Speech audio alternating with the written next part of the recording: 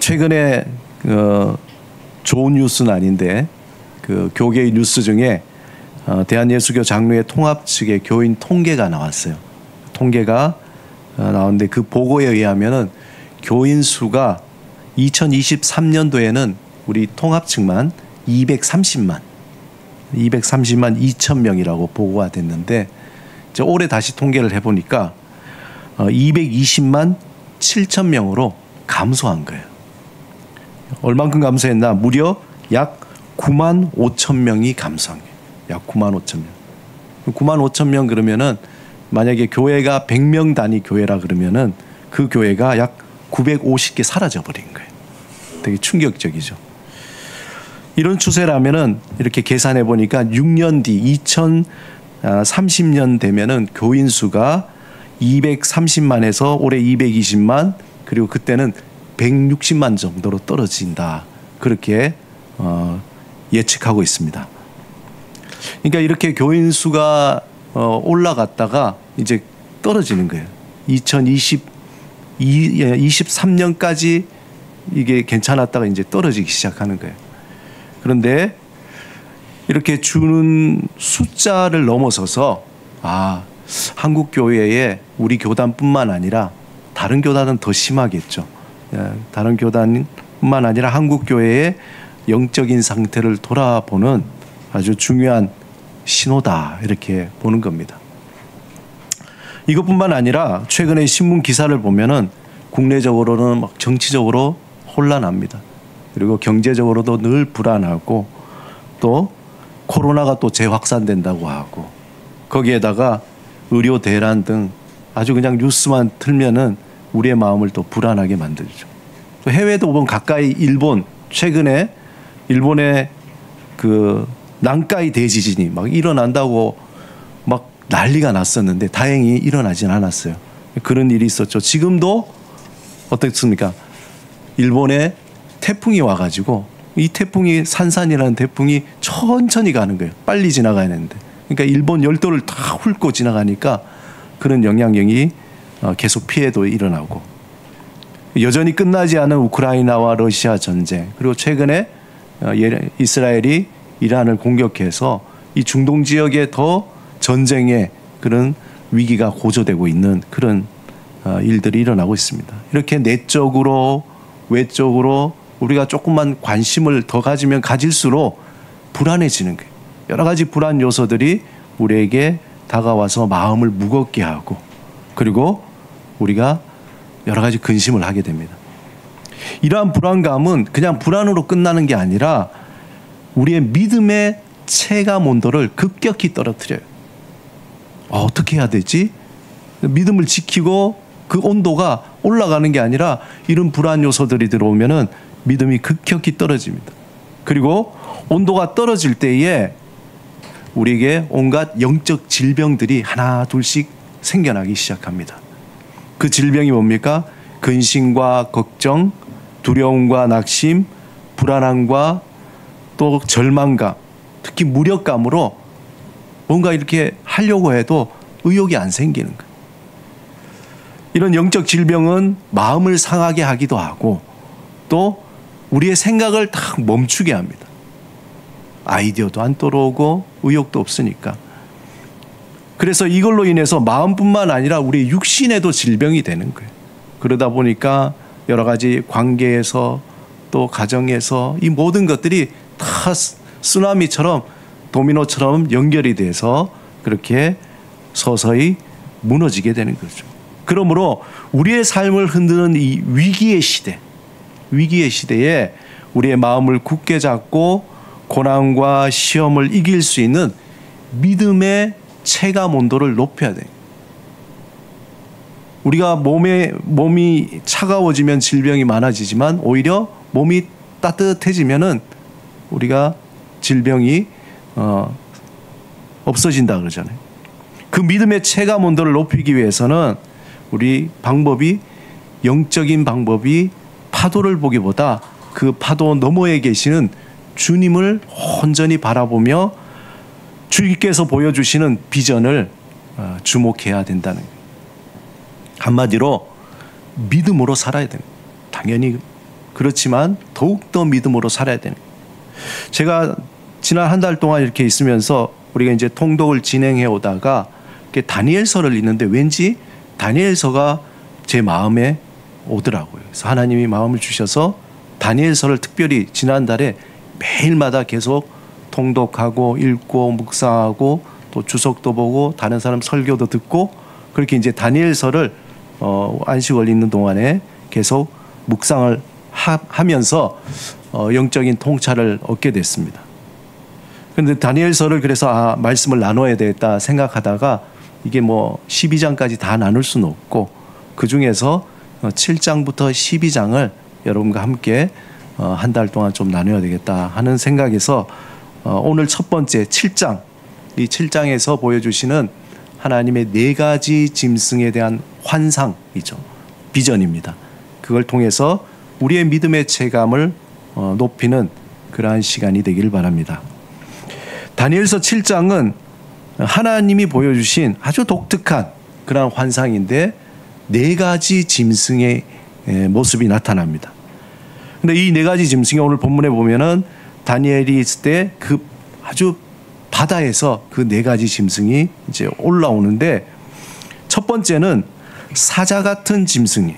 근데 사자 같은 짐승인데 그 사자의 짐승의 독수리의 날개를 가지고 있는, 여러분 상상해 보세요. 사자인데 독수리의 날개가 있습니다. 본문 4절 우리 한번 같이 읽어보겠습니다. 시작. 첫째는 사자와 같은데 독수리의 날개가 있더니 내가 보는 중에 그 날개가 뽑혔고 또 땅에서 들려서 사람처럼 2발을 서게 함을 받았으며 또 사람의 마음을 받았더라. 그리고 두 번째 그 짐승이 있는데 그 두 번째 짐승은 곰 같은 짐승. 곰은 아니에요. 곰 같은 짐승인데 그 곰 같은 짐승이 입에는 3개의 갈빗대를 물고 있는 거예요. 한번 잘 상상해 보세요. 갈빗대를 물고 있는. 자, 5절 한번 같이 읽어보겠습니다. 시작. 둘째는 곰과 같은데 그것이 몸 한쪽을 들었고 그 입의 이 사이에는 3 갈빗대가 물렸는데 그것에게 말하는 자들이 있어 이르기를 일어나서 많은 고기를 먹으라 하였더라. 세 번째 또 짐승이 있는데 그 짐승은 이제 머리가 표범 같은데 머리가 4이에요. 여러분 상상을 잘 하고 계시죠? 머리가 4이에요. 그런데 또 날개가 4이야. 예. 날개 4, 머리 4. 아주 흉측한데. 한번 6절을 우리 한번 읽어보겠습니다. 시작. 내가 또 본즉 다른 짐승 곧 표범과 같은 것이 있는데 그 등에는 새의 날개 4이 있고 그 짐승에게 또 머리 4이 있으며 권세를 받았더라. 표범 같은 짐승으로 4개의 날개와 4개의 머리를 갖고 있는 게 세 번째 짐승이에요. 그러면 네 번째 짐승은 뭐냐? 매우 무섭고 강력한 짐승입니다. 이건 어떤 형태를 정확하게 뭐 곰이다, 뭐 사자다 이렇게 명명하지 않았어요. 예, 다니엘이 볼 때 너무 무서운 거예요. 그 무섭고 강력한 짐승. 그런데 그 이빨이 철로 돼 있는 거예요. 이빨이 철로 돼 있어서 다른 모든 짐승을 이 짐승이 다 삼켜 먹어버린 거예요. 다 삼켜 먹어버리고 그리고 찢어버리고 짓밟아버린 거예요. 그러니까 첫 번째, 두 번째, 세 번째 짐승보다는 월등히 강력한 그러한 짐승이라는 것이죠. 제가 막 인터넷에서 찾아보면 누가 이걸 분명히 그림 그렸을 거다. 그래가지고 찾았는데 한번 보실래요? 예, 그림을 보시면은 이런 그림입니다. 예, 첫 번째 한번 보세요. 사자인데 날개가 있죠. 두 번째 곰인데 갈빗대 잘 보이십니까? 잘 안 보일 텐데. 예, 갈빗대 3개를 물고 있어요. 그리고 세 번째는 표범인데 머리가 4이고 날개가 4. 그리고 마지막은 아마 이거 그린 분이 온갖 상상력을 해서 머리에 10뿔도 있고 하여튼 무섭게 그린다고 막. 여러분 인터넷에 찾아보면은 참 상상력이 많은 분들이 있더라고요. 그러니까 어떤 분은 네 번째 그림이 거의 뭐 고질라를 그려놓은 분도 있더라고요. 그래서 제가 한번 그릴까 하다가 참았어요. 예, 뭐 다 이렇게 그려놨는데. 그런데 다니엘이 이 환상을 보면서, 다니엘은 우리가 알다시피 꿈을 잘 해석하기도 하잖아요. 그런데 다니엘이 막상 이 환상을 보고는 본인도 너무 곤란한 거예요.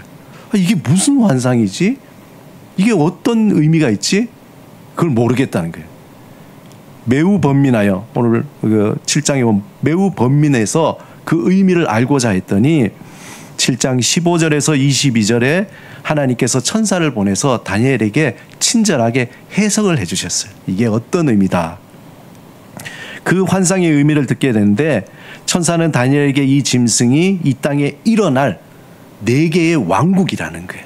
4개의 왕국. 그러니까 첫 번째 왕국의 특징, 두 번째 왕국의 특징, 세 번째 왕국, 네 번째 왕국의 특징이라는 거예요. 그런데 그 역사적으로 정말 정확하게 이 4나라가 일어났던 거예요. 뭐냐면 첫 번째는 사자와 같은 짐승은 여기 PPT에도 보이지만 바벨론 제국을 의미합니다. 이 사자와 독수리는 고대의 바벨론을 상징하고 있거든. 그리고 바벨론은 그 당시에 강력한 제국이에요. 사자가 뭡니까? 짐승의 왕이잖아요. 그 당시만 해도 그때 바벨론은 강력한 제국이고, 다니엘이 속한 유다를 정복하고 포로로 잡아갈 정도로 강력한 왕국이었습니다. 바벨론 제국을 의미하고, 두 번째 짐승은 바벨론이 망하고 난 뒤에 메대와 페르시아가 이어졌거든요. 그래서 그 짐승은 메대와 페르시아 제국을 의미하는 거예요. 그래서 곰의 입에는 그 당시에 새 갈빗대라는데 페르시아가 정복한 새 왕국입니다. 그 왕국은 리디아, 바벨론, 그리고 이집트, 애굽이죠. 애굽 왕국을. 그래서 그 곰이 세 개의 갈빗대는 그 새 왕국을 의미하면서 다시 그 중동 지역의 패권을 장악을 하게 됩니다. 그리고 바사, 페르시아는 무자비한 군사력으로 넓은 영토를 차지했지만 결국에는 그 영광은 오래가지 못했어요. 그래서 세 번째 짐승이 나오는데, 표범 같은 짐승 과연 뭘까? 그 어떤 나라일까? 그리스 제국을 얘기하는. 우리가 알다시피 특히 이 4개의 날개, 4개의 머리라는 데서 그 이후에 일어난 그리스의 알렉산더 대왕이 전 중동 지역뿐만 아니라 아시아까지 그렇게 패권을 펼쳐나가는데, 이때에 그의 빠른 어떤 기마병, 그리고 빠른 정복과 그 사후에 안타깝게도 알렉산더 대왕이 일찍 죽어버려요. 그리고는 그 이후에 4개의 그 밑에 4개의 장수가 있었는데, 그 장수로 인해서 4개의 나라로 그렇게 나뉘게 됩니다. 그래서 그리스 제국은 빠르게 확장되었지만 알렉산더 대왕이 죽고 난 뒤에 4나라로 나뉘어졌기 때문에 오늘 세 번째 그 상징이, 그 짐승이 그 환상의 의미를 보여주고 있습니다. 그리고 마지막에 넷째는 무섭고 강력한 짐승, 거기 보면은 로마라고 되어 있죠. 로마 제국은 그 이후에 강력하고 또 강력한 군사력과 함께 이빨이 뭐라 그랬습니까? 철로 돼 있다 그랬잖아요. 철제 무기로 이제 모든 걸 다 정복을 하게 되는 거예요. 특히 이 짐승에게 10뿔은 로마 제국에 있어서 통치자들 10명의 제왕을 얘기하는 겁니다. 그리고 후속 왕국들을 나타내는. 그래서 다니엘이 그 본 환상이 역사 속에서 그대로 첫 번째 제국, 두 번째 제국, 세 번째 제국, 네 번째 제국으로 이어지는 그 의미를 보게 된 거죠. 그런데 여러분, 다니엘서 2장에 보면은 아주 비슷한 환상이 나타나는데, 다니엘서 2장에 느부갓네살 왕이 꿈속에서 거대한 신상을 보게 돼요. 그 거대한 신상을 보게 되는데, 그 신상하고 굉장히 오늘 7장에 나타난 네 짐승하고 유사성이 있어요. 굉장히 밀접한 관계가 있는데, 한번 그래서 그림을 제가 또 가져와 봤습니다. 그 다음 그림 보시면은, 예, 보이시죠? 글자가 이제 좀 작아서 잘 안 보일 수 있는데, 그 느부갓네살이 본 그 신상은 머리는 금, 그리고 가슴은 은, 그리고 동, 그리고 철, 발은 철과 진흙으로 그렇게 만들어진 거예요. 뭐 저건 상상도인데, 그래서 그 느부갓네살 왕이 보았던 그 꿈의 환상, 그 신상은 첫 번째는 바벨론 제국을 의미하고, 두 번째는 메대와 바사, 즉 페르시아 제국을 의미합니다. 세 번째는 청동으로 되어 있는데 역시 그리스 제국, 네 번째는 로마 제국, 그리고 마지막에 여기에 다섯 번째 나온 것은 로마 이후에 분열된 왕국 제국을 상징하고 있는데, 이 느부갓네살 왕이 꿈을 꾸었을 때 마지막에 어떤 일이냐면 뜨인 돌, 저 멀리서 돌이 날아와서 그 신상의 발을 부수뜨리고 그 다음에 신상을 넘어뜨리는, 그리고 그 돌이 갑자기 큰 산이 되어가지고 온 세상에 가득하게 되는 꿈을 꾸게 됩니다. 그것은, 이 돌은 곧 하나님의 영원한 왕국을 의미하는 거죠.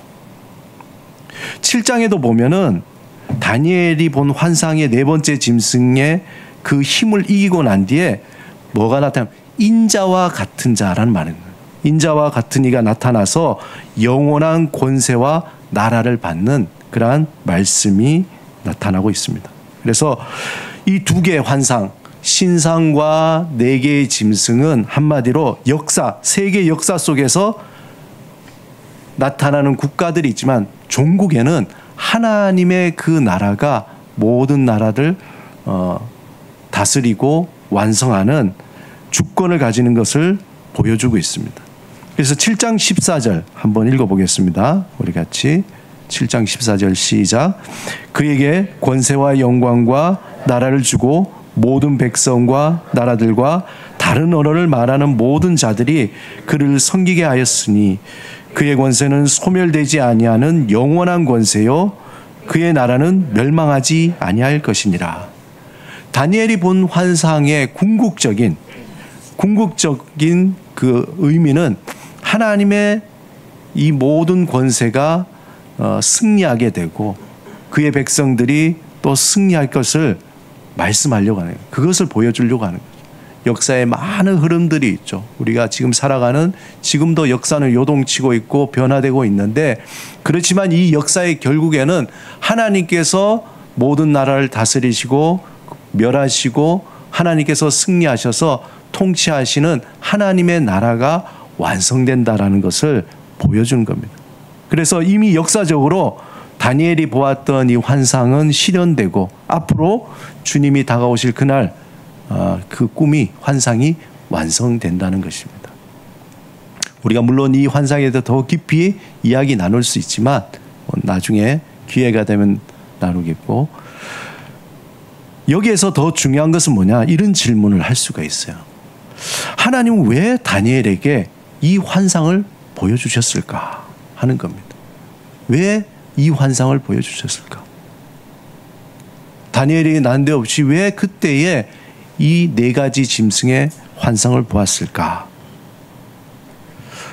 하나님이 환상을 보여주신 그 이유는 하나님께서 이스라엘 향해서 들려주시고자 하는 소망의 메시지가 그 안에 담겨 있는 거예요. 세상의 제국들이 아무리 강하고 또한 두려워 보일지라도 결국 하나님의 계획 속에서 그들은 지나가는 그림자라는 거예요. 우리가 만약에 로마 시대에 있었다면 팍스 로마나 그렇게 로마가 영원할 것 같지만 그런 로마도 역사 속에서 사라져 버렸잖아요. 지금 세계에서 가장 강대국이 어디입니까? 미국이잖아요. 영원할 것 같은 그런 미국도 먼 미래에 보면은 아마 미국도 어떻게 달라질 수가 있겠죠. 그것처럼 세계 역사 속에서 모든 권세들, 모든 나라들은 영원할 것 같지만 그건 그림자처럼 하나씩 사라지게 된다는 거예요. 하나님은 그의 백성을 이 역사 속에서 부르시고 보호하시고 구원하신다는 거예요. 그래서 도도하게 흐르는 역사 앞에서 역사가 어떻게 진행이 되고, 그리고 종말에는 어떤 일이 일어날 것인가에 대한 것을 하나님께서 다니엘에게 환상으로 보여주는 거예요. 그러므로 역사의 과정에 일어나는 여러 가지의 일들이 있지만 그 모든 것을 관통해서 하나님이 계획하시고 완성하시는 방향으로 나아간다는 것을 다니엘에게 이야기해 주는 거예요. 여러분 시편 73편에 보면은 한 시인이 자신의 믿음으로 하나님을 뜻을 따라서 그냥 애를 쓰고 힘을 쓰고 그리고 살아가는 그런 모습이 있어요. 그런데 그렇게 하나님을 따라서 하나님 앞에 살아가면 살아갈수록 삶은 나아지지 않고 고난과 슬픔으로 마음이 너무 상하게 되는 거예요. 그리고 결국에는 실족하게 됐어요. 반대로 그가 보니까 하나님에 대해서 1도 관심이 없는 그런 사람들은 죽을 때 고통도 없고 고난도 없고 재앙도 없이 너무 잘 사는 거예요. 뭐 주식을 했는데 막 주식이 대박이 나고 뭐 지나가다 로또를 그냥 괜히 하나 샀는데 그냥 로또가 1등이 돼버리고 뭐 그냥 했는데 뭐 잘 되고 이런 일들이 너무 일어나는 거예요. 그래서 어떤 재앙도 없이 다 잘 살고 잘 먹고 그렇게 보이는 거예요. 거기에다가 그들은 그러니까 하나님 필요 없는 거죠. 기고만장해지고 교만해지고 그러니까 마음대로 폭언하고 비난하고 비방하고 비웃고 하나님을 믿는 사람들에서 비웃고 아주 거만하게 살아요. 그런데도 불구하고 어떠한 시련도 없이 그들은 아무런 문제 없이 살아가는 것처럼 보였습니다. 그러니까 이 시인이 너무나 실족해서 이렇게 믿음으로 산다는 것이 너무나 허무하구나. 73편에 나오는 표현이에요. 너무나 허무하구나. 차라리 나도 그들처럼 살까? 그런 마음이 든 거예요. 그런 생각이 들었어요. 그런데 그가 그런 마음을 가지고 성소의 입구에 탁 들어가는 순간에 하나님이 환상을 보여주신 거예요. 비전을 보여주셨어요. 뭘 보여주셨냐면은 그들이 마지막 종국에 그들이 당할 그 모습을 환상으로 싹 보여주신 거예요. 시인이 성소에 들어갈 때 그들의 마지막이 어떻게 될 것을 보게 된 겁니다. 그걸 보니까 갑자기 그들이 놀라운 일을 당하고 공포에 떨면서 그 자취가 감추어지고 끝장나버려요. 그렇게 화려했던 그들의 삶들이 종국에 뭔가 다 사라지고 끝장나버리는 그들의 종말이 어떻게 되는지 그는 시인은 보게 됐고 너무나 뚜렷하게 보니까 그가 회개를 하나님 제가 마음을 잘못 먹었습니다. 그들의 종말이 그렇게 되는군요. 오로지 하늘과 땅에 의지할 분은 하나님밖에 없습니다. 라고 하나님을 찬양하며 전심으로 하나님을 의지하게 됩니다. 여러분 사도 요한도요. 마지막에 어떤 일이 일어날 것인가의 환상을 보고는 너무도 놀란 거예요. 자, 요한계시록 22장 11절에서 13절 함께 읽겠습니다. 시작.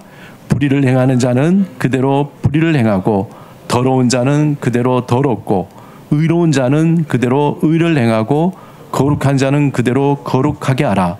보라 내가 속히 오리니 내가 줄 상이 내게 있어 각 사람에게 그가 행한 대로 갚아주리라.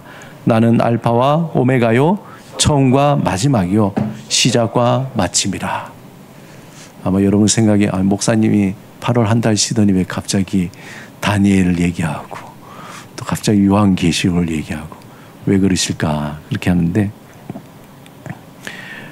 사도 요한도 하나님의 그 환상을 보면서 마지막이 어떻게 될 것이라는 걸 보게 된 거예요. 오늘 다니엘서 7장 9절에서 10절에 보면 우리가 읽지는 않았지만 하나님은 그의 생명책을 펼쳐놓고 마지막에 심판한다고 동일하게 말씀하고 있습니다. 제가 읽어드리겠습니다.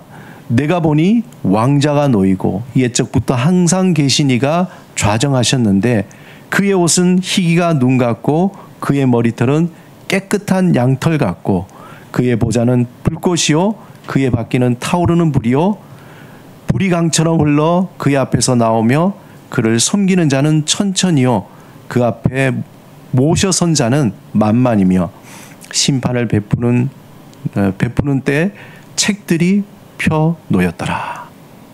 하나님이 환상을 보여주신 목적은 이것입니다. 아침 안개와 같이 잠시 있다가 사라질 이 세상에서 우리가 살아가는데 가장 소중한 게 무엇인가를 얘기해 주고 싶은 거예요.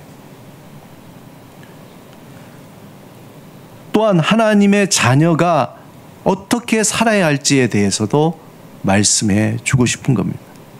이 세상의 종국에 어떤 일이 일어날 것인가를 알 때에 우리는 내가 이렇게 살아서는 안 되겠구나라는 것을 보게 됩니다. 그리고 고난이 있을 때에 종국에 어떻게 될 것인가, 종말에 어떻게 될 것인가 우리가 알 때에 고난과 고통과 어려움이 올 때에 인내하며 살 수가 있는 거죠. 시험과 유혹을 피할 수가 있습니다. 또 교만하지 않고 겸손할 수가 있는 거예요. 게으르지 않고 성실할 수 있는 거예요. 그리고 우리의 인생에서 무엇이 가장 소중한 것인가에 대해서 깨닫게 되는 거죠. 알아차리게 되는 겁니다. 그래서 무엇에 힘을 쓰고 살아야 할지에 대해서 알게 되는 겁니다. 여러분, 백성이 비전이 없으면 방자해진다라는 말씀처럼 우리가 마지막이 어떻게 될 것을 알고 있으면은 저렇게 될 것 같으면 내가 이렇게 헛된 것들에 대해서 아예 신경도 안 쓰는 거죠. 그런 거잖아요. 평가 기준이 있는데 그 평가 기준에 맞지 않는 일들은 아예 안 하는 게 낫는 거죠. 하나님이 다니엘에게 환상을 보여주신 목적이 여기에 있습니다. 영원할 것 같은 이 세상은 아침 안개와 같이 사라지는 한순간임을 그에게 보여주신 거예요. 역사에 강하고 뛰어난 나라들이 있다고 하지만 그 모든 나라는 역사의 시간 속에서 다 사라져버리는 거예요. 허상에 불과하다는 것을 보여주는 겁니다. 오직 하나님이 다스리시는 하나님의 나라만이 온전하게 서게 되며 영원한 것을 다니엘을 통해서 우리에게 말씀하시고 보여주신 거예요. 그런데 다니엘이 이 모든 해석을 다 들었어요.